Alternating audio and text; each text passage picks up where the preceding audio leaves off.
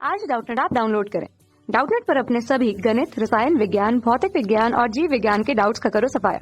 बस प्रश्न की फोटो खींचो, एक ही प्रश्न को क्रॉप करो और तुरंत वीडियो सोल्यूशन पाओ। अभी डाउनलोड करें। यदि अध्यारोपण के दौरान तरंगों के मध्य कलांतर 2 पाई है तो परिणाम आयाम होगा। यहाँ पर ये परिणामी आयाम है दोस्तों, ठीक है। ए ऑप्शन यहाँ पर दिया है अधिकतम, बी ऑप्शन है न्यूनतम, सी ऑप्शन है अधिकतम अथवा न्यूनतम, डी ऑप्शन है उपरोक्त में से कोई नहीं। तो देखिए दोस्तों, इसके लिए पहले हम समझते हैं दोस्तों अध्यारोपण की घटना क्या होती है। तो देखिए दोस्तों, ये तरंग आपको दिखाई दे रहा है दोस्तों, ये तरंग इस रूप में होता है, ठीक है। तरंग यहाँ पर देखिए 2 तरंग दर्शाया मैंने, ठीक है। जो तरंग में सबसे ऊंचा जो भाग रिंग बोलते हैं दोस्तों, ठीक है, और जो एकदम नीचा भाग मिलेगा, ठीक है, जैसे ये सब दिख रहा है, ये सब गर्त कहलाता है। तो तरंग जो होता है दोस्तों श्रृंग और गर्तों से मिलके बनता है, ठीक है। तरंग एक्चुअल में है क्या दोस्तों, अगर भौतिकी की भाषा में बोलें तो किसी माध्यम में जो एक व्यवधान उत्पन्न हो जाता है दोस्तों, तो उसी को भौतिकी की भाषा में हम तरंग बोलते हैं, ठीक है। तो तरंग जो होती है श्रृंग और गर्तों से मिलके बनी होती है दोस्तों। जैसे मान लीजिए ये वाली हमारी क्या है, तरंग फर्स्ट है, ठीक है, ये हमारी तरंग पहली है, ये वाली हमारी दूसरी तरंग है, ठीक है। तो ये 2 तरंग है दोस्तों, किसी माध्यम में किसी बिंदु पर जब मिलती है दोस्तों, ठीक है, तो क्या होती है दोस्तों, ये मिलने के बाद ना एक दूसरे को ऊपर आरोपित हो जाती है और हमको एक परिणामी तरंग मिलता है दोस्तों। तो ये 2 तरंग मिलके देखिए एक तरंग बन जाता है, ठीक है। इसी को हम लोग बोलते हैं अध्यारोपण दोस्तों, ठीक है। जब एक बिंदु पर एक दूसरे के ऊपर आरोपित हो जाती है तो एक परिणामी तरंग मिलता है, ठीक है। इसी को हम लोग बोलते हैं अध्यारोपण की घटना। यहाँ पर देखिए 2 तरंग मिलके अब एक तरंग मिल गया, इसी को परिणामी तरंग बोलते हैं, ठीक है। अब जैसे इसमें जो होता है दोस्तों, ये तरंग का जैसे ये एक बीच में एक लाइन दिख रहा है ना, ये इसको ना माध्य स्थिति बोलते हैं, ठीक है।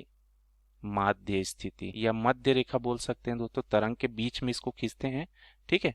और इसी से हम लोग जो है ना दोस्तों तरंग का विस्थापन दर्शाते हैं, ठीक है। तो हम लोग आयाम किसको बोलते हैं दोस्तों, जो माध्य स्थिति से जो तरंग का अधिकतम विस्थापन है ना, उसी को आयाम बोलते हैं। जैसे मान लो ये हमारा तरंग पहला है, ठीक है, तो ये हमारा माध्य स्थिति है। ये जो दूरी हो गई दोस्तों, ठीक है, यहाँ से लेकर पूरा ये दूरी जो है, ये इसका क्या कहलाएगा, आयाम कहलाएगा, ये पहले तरंग के लिए। तो मान लीजिए इसका आयाम A1 हम लोग मान लेते हैं, ठीक है दोस्तों। और अगर दूसरे तरंग के देखें दोस्तों, तो दूसरे तरंग का आयाम क्या हो जाएगा, ये वाला जो है दूसरे तरंग का आयाम को बताएगा, ठीक है। देखिए जितना अधिकतम विस्थापन ऊपर की ओर होता है उतना विस्थापन नीचे की ओर भी होता है दोस्तों, ठीक है।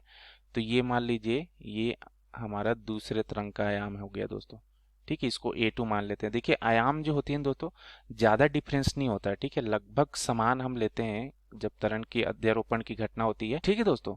अब ये जब हमको परिणामी मिलेगी दोस्तों, ठीक है, तो अब देखिए परिणामी तरंग में आयाम परिवर्तित होगा दोस्तों, ठीक है। तो ये जैसे माध्य स्थिति है तो ये श्रृंग हो गया, ठीक है। तो ये अब यहाँ से लेकर यहाँ तक की दूरी ये आयाम को कहलाएगी। मान लीजिए इसको हम लोग A से दर्शा देते हैं दोस्तों, जो परिणामी तरंग का आयाम मिलेगा उसको A से दर्शा दिए, ठीक है। अब देखिए दोस्तों इसमें हम एक चीज है फेज डिफरेंस है ना, जिसको हम लोग कलांतर यहाँ बोल रहे हैं दोस्तों, ठीक है।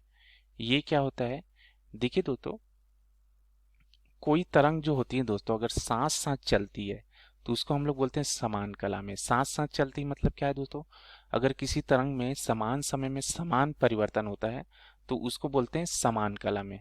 जैसे मान लो किसी तरंग का मान लो किसी समय श्रृंग बनता है दोस्तों और उसी समय दूसरे तरंग का भी श्रृंग बन रहा है तो उसको हम लोग बोलेंगे समान कला में दोस्तों, ठीक है। तो वहां पर कालांतर हमारा शून्य होता है। लेकिन जब समान समय में असमान परिवर्तन होता है, जैसे यहाँ पर आप देख रहे हैं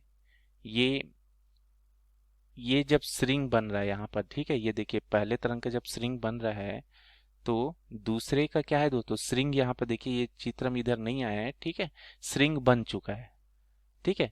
या फिर आप ऐसे देख लीजिए ये जो माध्य स्थिति है ना, यहाँ पर हमारा विस्थापन शून्य होता है दोस्तों, ठीक है। तो यहाँ पर देखिए जो विस्थापन ये शून्य मिल रहा है, ठीक है, दूसरे तरंग के लिए।